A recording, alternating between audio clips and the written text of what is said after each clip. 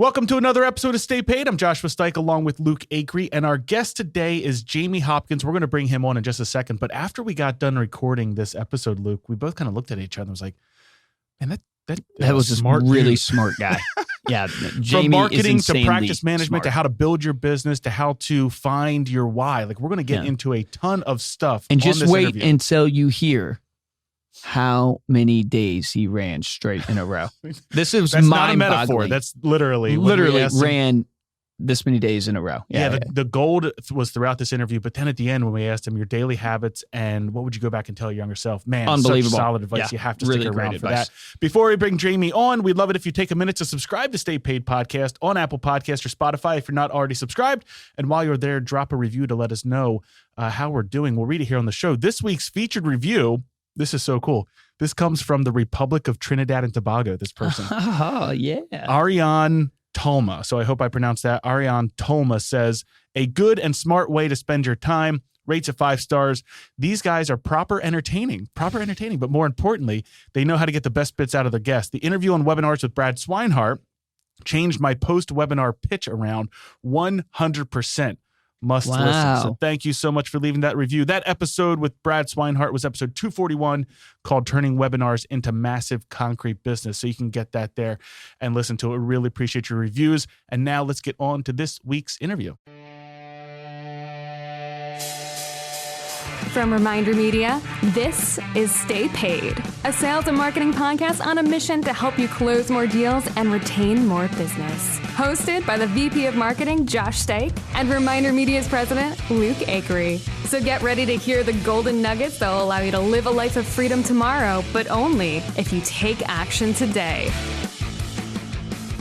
Our guest today is Jamie Hopkins. Jamie is the managing partner of Wealth Solutions at Carson Wealth. As a nationally recognized writer and researcher, he's a regular contributor to Forbes, Investment News, and Market Watch, as well as being featured on Wall Street Journal podcast, NPR Radio, and Fox Radio. In 2012, he co-created the Retirement Income Certified Professional Designation, which has over 6,000 graduates and over 12,000 financial advisors currently enrolled in the program. Jamie, thanks so much for being here. Welcome to Stay Paid.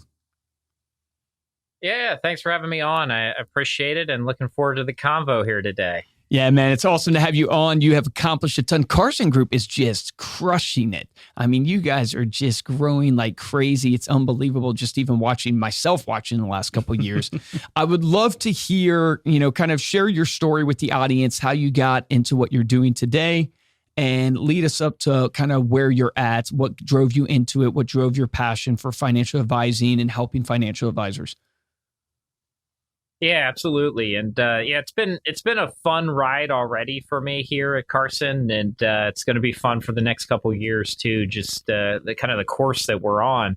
But interestingly enough, I'll kind of say where I am today. So I'm a managing partner at Carson. I'm in charge of Wealth Solutions, which we kind of made up that name in a meeting, like all titles are. Yep. So we've got marketing and next gen and events and our coaching company and everything. Financial planning is like goes to all these amazing leaders, and now somehow I'm supposed to add value to them.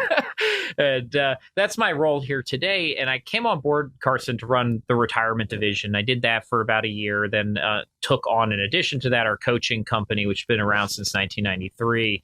But the story starts like well before all of that, which is, kind of my why story. So I'll just go to that, which is, I was 8 years old, and my dad, neither one of my parents went to, they're not college graduates. They did construction. My dad did all things high up. So roofing, fascia, gutters, on ladders. And 8 years old in Baltimore, went up one day and, it started raining, temperatures dropped. Aluminum ladders freeze over faster than roofs, came down, slipped, and was gone.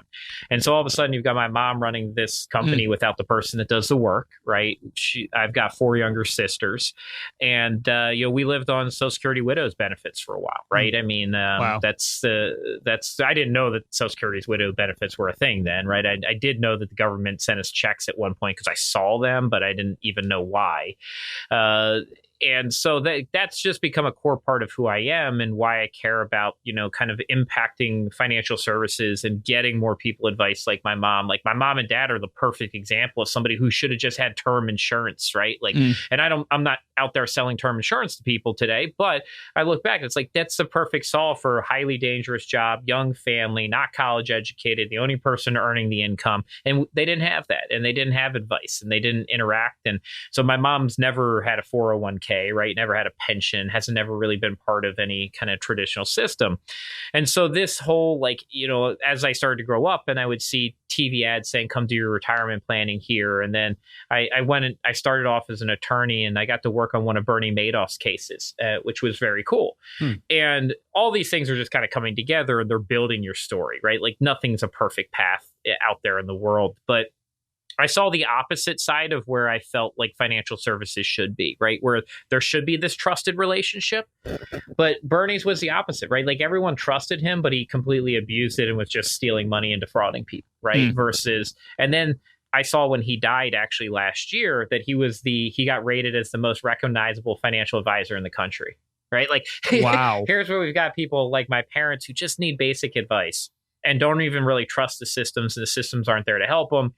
And then their most recognizable person is essentially, right, a fraudster eventually, right? He did have a real business for a while, but, and my goal was then to impact that and make retirement more kind of available to Americans. So you brought up one, which is I went and then taught, and I thought, hey, I'm going to teach advisors how to do this. And then I realized that if I don't help build the systems for people, it only goes so far, right? Like you can teach people things, and education is incredibly important. I'm a huge fan of it. It's a part of every solve.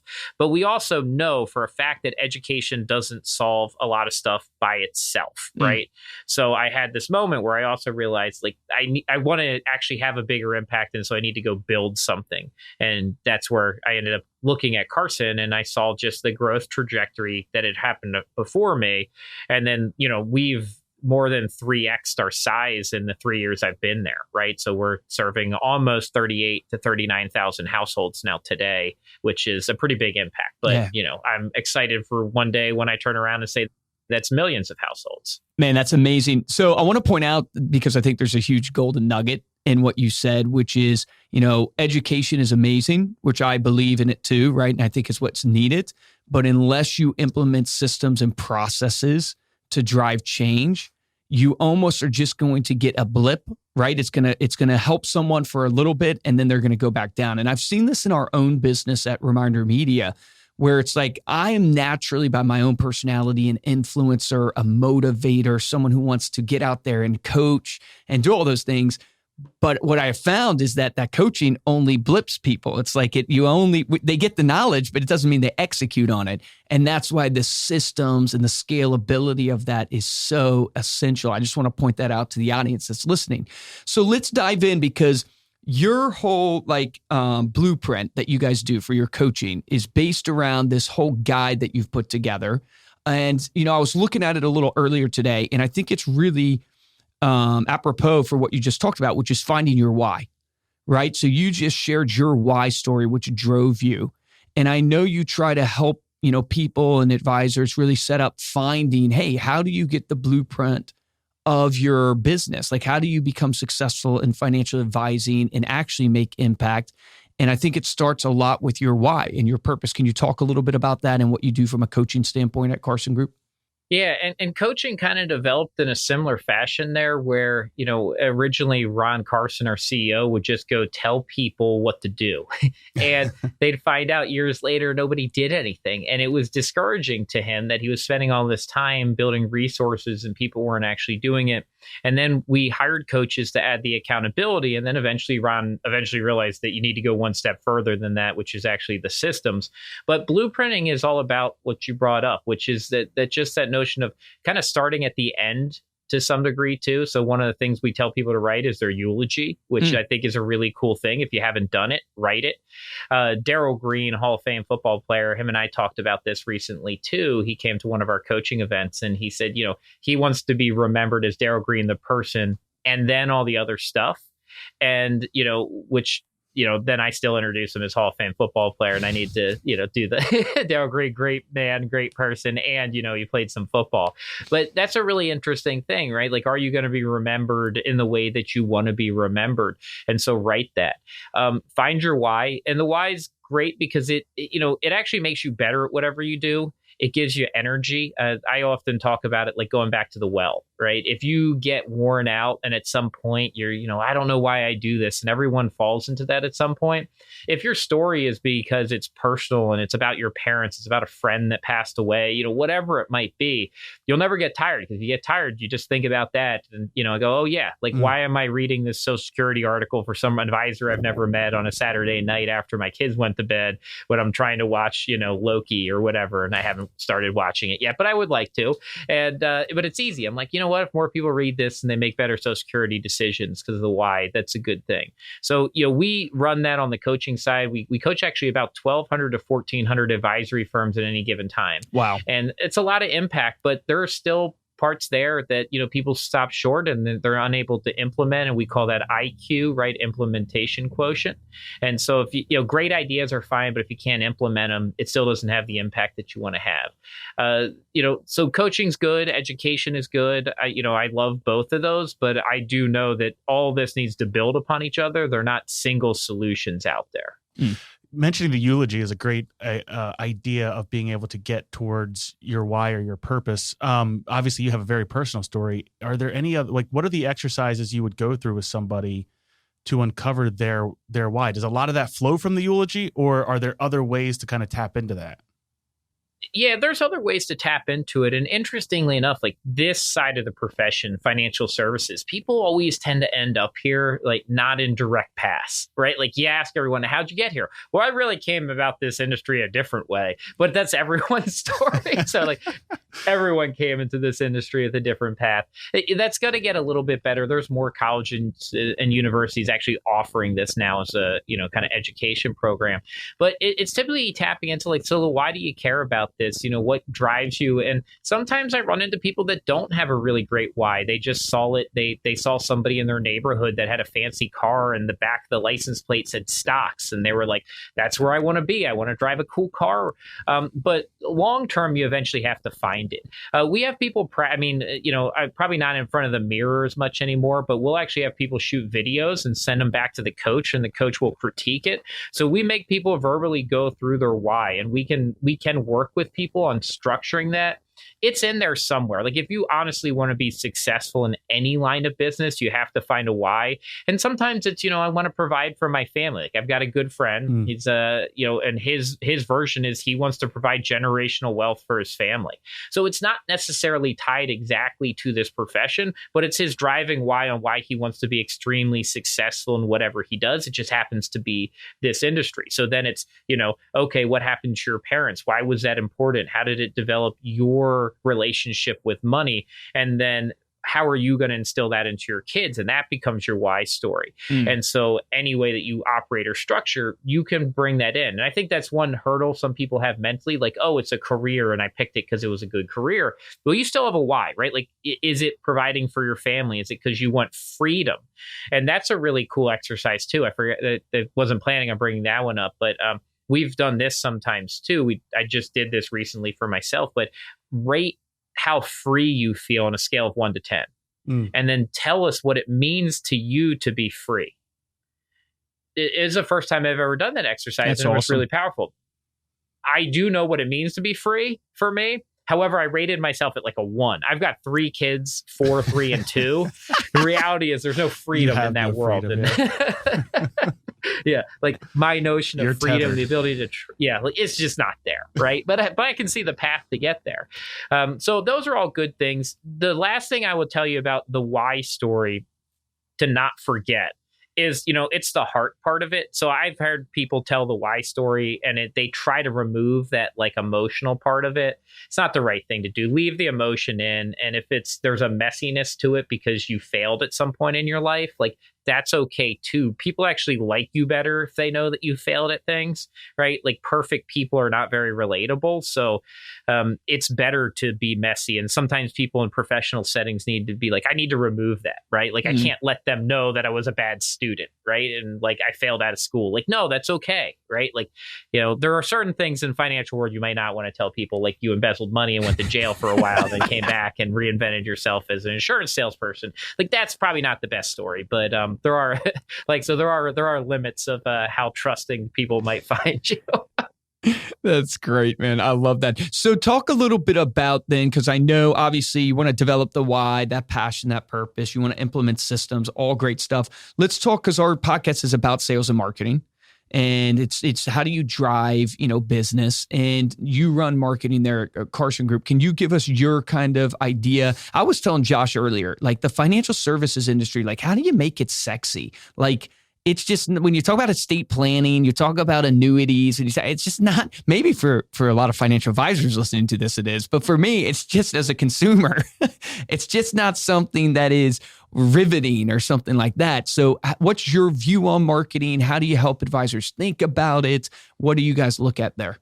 Yeah, and two things there. One, I would be very clear with everyone. I don't run marketing. We have a great CMO that's way better at this. But I try to add something of value there. And it's not a sexy, it's not a sexy profession, even for people to join it. We get more career changers than people directly going in. The whole narrative is kind of off. It's been a lot of fear-driven marketing in the financial world for a long time, right? Like, that most people are going to, run out of money in retirement. Oh, you're going to die and your family's going to be left in squalor if you don't do estate planning. It's been this very negative approach to everything. Or a flip side that's like not very relatable, and they show like this like jacked 78-year-old surfing in Bali as retirement, which applies to like some minutia of the population, right? And those are like kind of the two things you get. And I don't think it's been very relatable to most people. And I think part of that is, it's been very product sales oriented versus solution oriented historically. And, products that are financial derivatives can only be so sexy to people versus, stories around those. And so if you see what's happened recently, I mean, this is the stuff that's appealing to people, right? Like AMC and the, meme stuff, there's stories that get generated around these stocks or cryptocurrencies, and they become appealing to people. So I do think one of the main things is we have to get better at storytelling in this profession and, make it more relatable and understanding why. I also, I do think that technology experience has been terrible here. So like the user experience of a lot of financial stuff is awful. Like, I mean, it's so far out of date. I literally still had to sign literally paper documents for an insurance product that I needed during the pandemic, and somebody had to drop it off. And it's like, literally, right, you can go on Amazon and click a button, I can get a car and they drop it off at your house and you never have to sign anything. And like, I can't get a basic term insurance policy without signing some papers. And, that stuff hurts, right? That's not going to increase sales out there. It's not a good marketing effort. So there's some true kind of soul searching on the technology side. I do think that disruption is going to come. I think this week I saw something, Amazon hopped into the liability insurance world with a joint venture. Oh, wow. So we've been talking about that's coming for a long time, and it's starting to get here. But when I get back to another question you ask is, how do you make it sexier? I think the personalization of this is important. And so that's advisors taking things more personal. You're seeing more of this in the younger demographic of the RIA market, where you go to their websites and there's pictures of them and their family on there. It's not the stock photos of the professional in the suit in New York that's on 12 different people's websites. So, personalize your, stuff, which I think we were just told not to do in this profession, right? Like it was kind of supposed to be like dollars and money and spreadsheets, not personalized, very rigid, and just didn't take a lot of the information from best practices of marketing. So I every time I talk to an advisor, I'm like, do a personal blog. Then they're like, that's the blog I've been asked the most about. I'm like, yeah, that's literally everywhere in the world, right? That's the stuff that people follow. And I think the more that we can get that into this profession, the better we'll be. And so then it's just, how do you scale that? I mean, that's the big challenge for marketing moving forward, is how do we scale personalization? And I know that before we got on here and did the recording, we partnered with Bain Capital here at Carson recently. So they're, I think, the third largest private equity firm in the world, and they came from that consulting world background, which is the coolest part about working with them. And when we were looking for a partner there, we talked about capabilities, not cash. This wasn't a liquidity event for Carson. It was really, we swapped out an old PE firm, brought in a new one with a lot more capabilities. And their view of marketing is just this really refreshing for me, which is odd to say when you talk about like a PE firm. Yeah, that's very odd to say. Yeah. Marketing. Normally, you don't hear that for VCs and PE firms. No. And you're like, really? And I'm like, yeah, because what they're bringing is all this external views of other places, right? They've owned Burger King and Dunkin' Donuts before, and like they're bringing those ideas of what have worked to financial services now and wealth management. And they had this really cool statement that being in the wealth management world right now for sales and marketing is like getting next year's newspaper today, right? That we can literally see into the future of what's working from sales to marketing, because this wealth management space is just so far behind the rest of the world. And that's client experience, it's sales, it's marketing. And a lot of that's, look, we have rigidity around regulations in this space. So there's certain things you can't say, and then there's hesitation, and compliance departments slow things down. So there's a reason for that, right? But then when we look out there, there's so much opportunity in this space to be different that I don't know that there's ever been a more exciting time to be interested in marketing than there is right now in financial services. No, I would agree with you. The disruption that is coming. The question would be, will compliance and the regulators loosen up even more? I mean, I know in financial services, they just now are starting to allow testimonials, like reviews. Like, think about that as a novel concept. Like in every industry, it's like, how do you want to judge a product? By reviews, but not in financial services. You can't show reviews. You can't do that stuff. But they're just starting to allow that. But I love what you're saying and you're tapping into, which is what we firmly believe, Josh and I. It is all about relevancy, and that comes through personalization. Like, the more personal you can make marketing, the more personal you can make it to that individual, the more they'll pay attention. And if they pay attention, the more you can deliver a message and get them to take action on something. And I always use the example of like Facebook, right? They serve up to you ads based upon what you're clicking on and what you're searching for. And it's super personal, super relevant. Like, I'll put it to, like, I'm on this cut, like this workout, trying to trim some weight. And I literally Googled ab exercises for the lower stomach. And on my Instagram is a 30-day course for abs. Like, that's how good data is driving advertising. And I paid attention because it was super relevant. And so for a financial advisor, maybe you can't go to that extent, right? But you can 100% go to the extent of who are your clients and what are their likes and interests, and do you know them? I mean, a simple one would be, if you're my financial advisor, do you actually know I'm married to my wife, Megan? And do you know what she does for a living? And do you know that we just had our first little girl, Evelyn?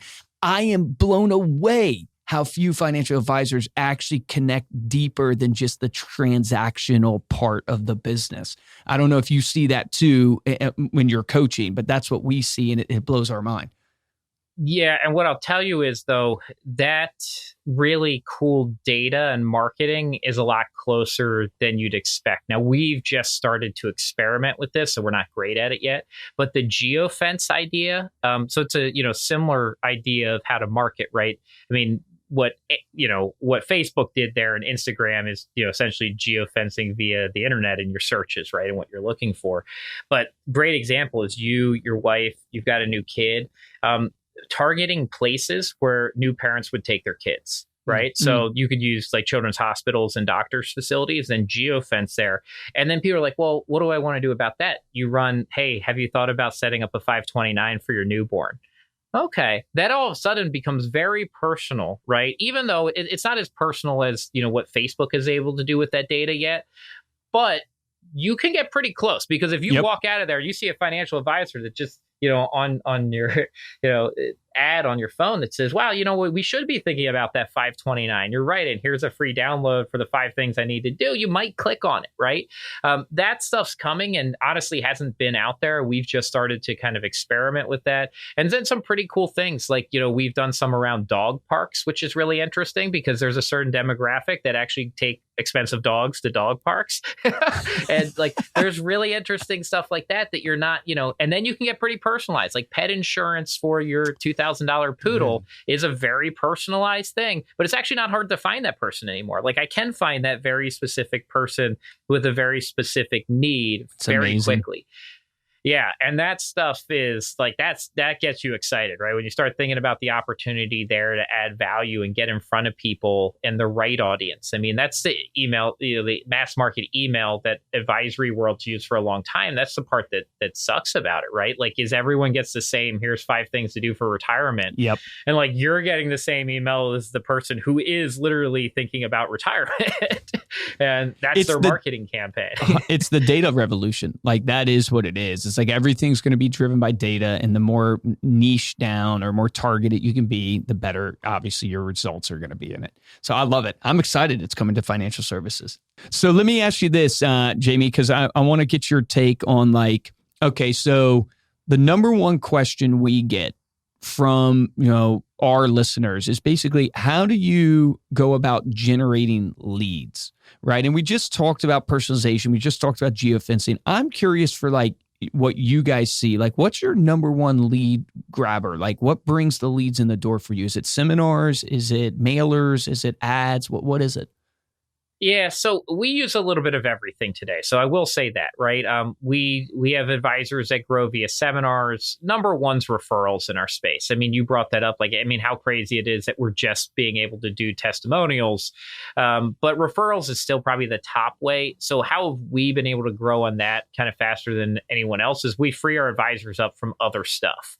So one way that we looked at that a couple years ago was, well, if you're doing 15 technology reviews a year of tech, like as the advisor, because you're trying to figure out if that fits into your business, what happens if we free you up from 15 reviews of technology? That allows you to go work those avenues more. So we started there, and how do we just free up the advisor or CEO's time?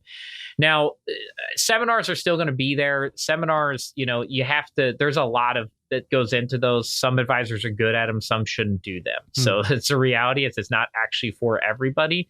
Mailers work too, oddly enough, right? I know sometimes people get shocked by that. We still advise people to actually mail physical things out, right? And it works, right? I know you guys know that too. Yep. It's like actually better than email now, right? I know people, that shocks them too, but email's tough because it's very, very competitive. Yep. The other thing that works really well for us is something that anything you can make interactive. And so what I mean by interactive is downloads we use, but we get a much better pickup of when we create calculators that can solve for a particular problem. So it's hey, should I refinance my car loan right now, or should I lease versus buy?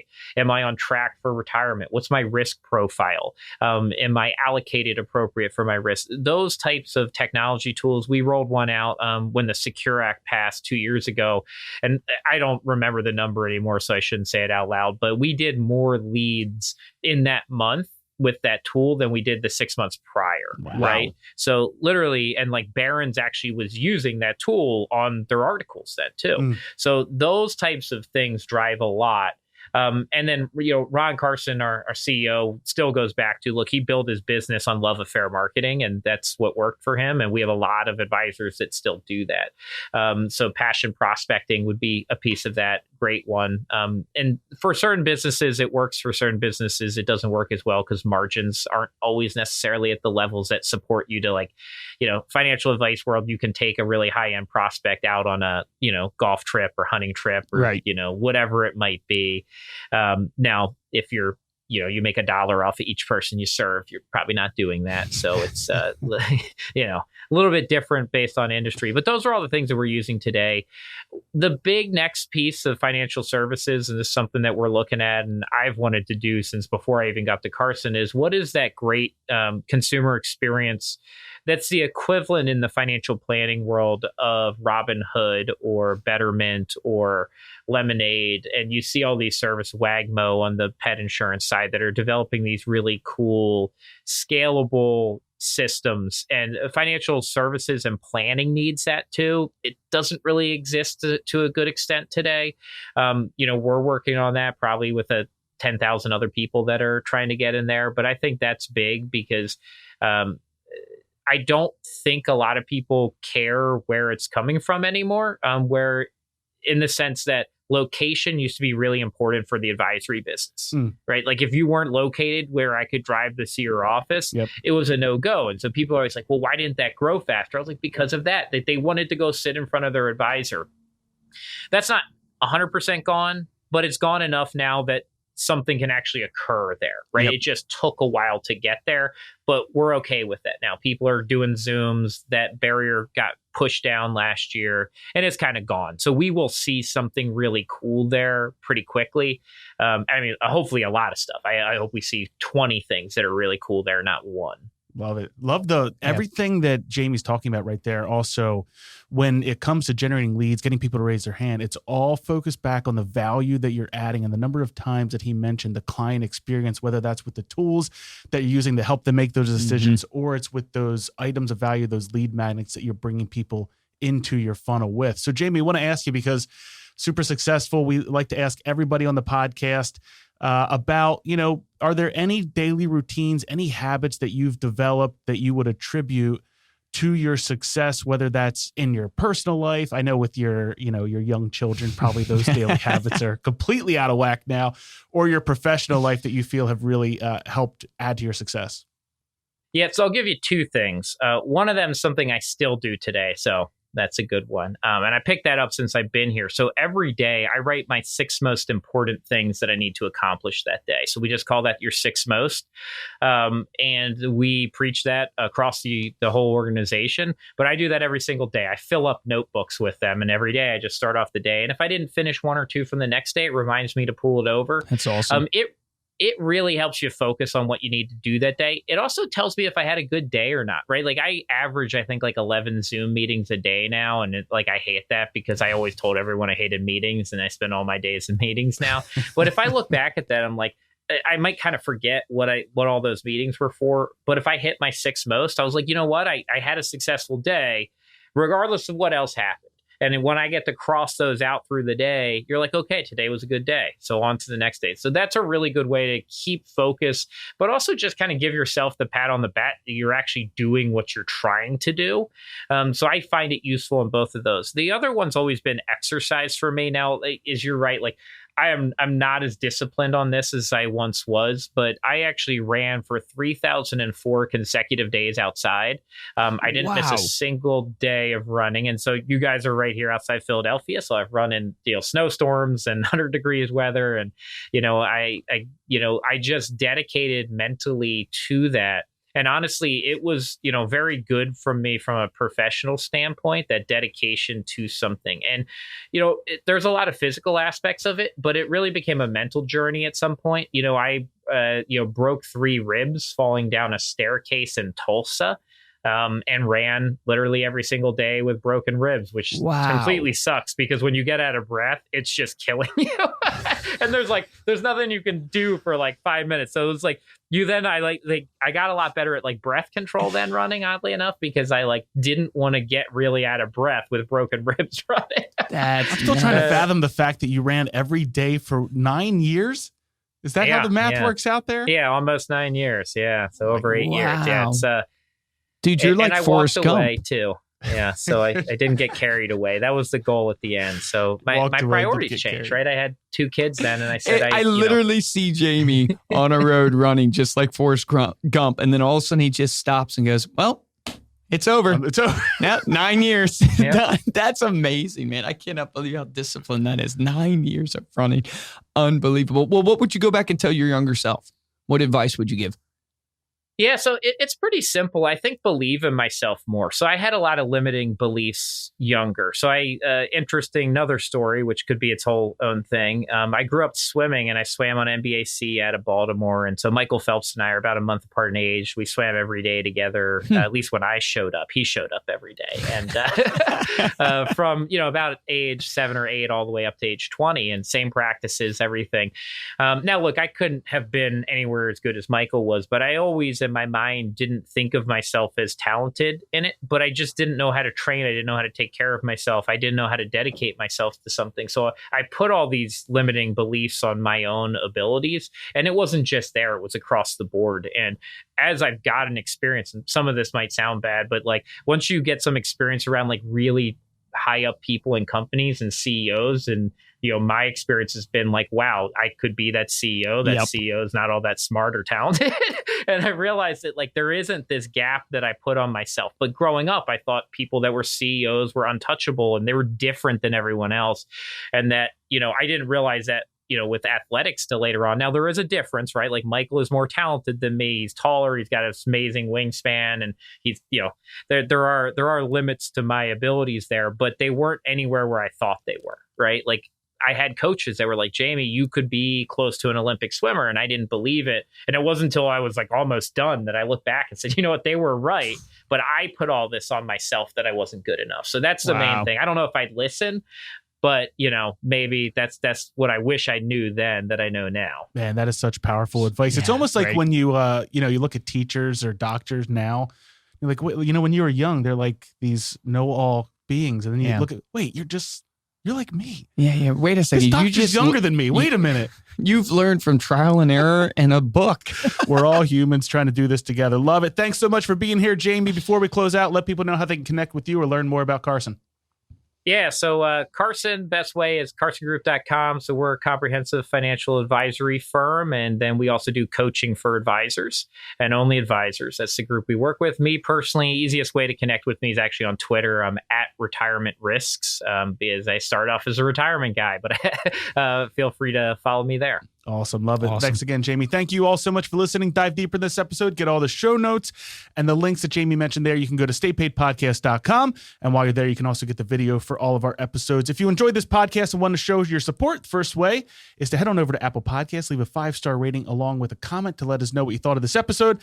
And the best way is to tell a friend and share this episode on your social media. If you want to get hold of me or Luke, you can reach us at podcast@ReminderMedia.com. And of course, you can follow along with our journey here on Instagram. We are at Stay Paid Podcast. For this episode of Stay Paid, I'm Joshua Stike. Guys, and I'm Luke Akery. Jamie, thoroughly enjoyed this interview, man. Really, really appreciative of your time. So many golden nuggets in there. 2 action items for all of you listening that I think you could execute on. You could pick one of them or do both of them. One is write your eulogy.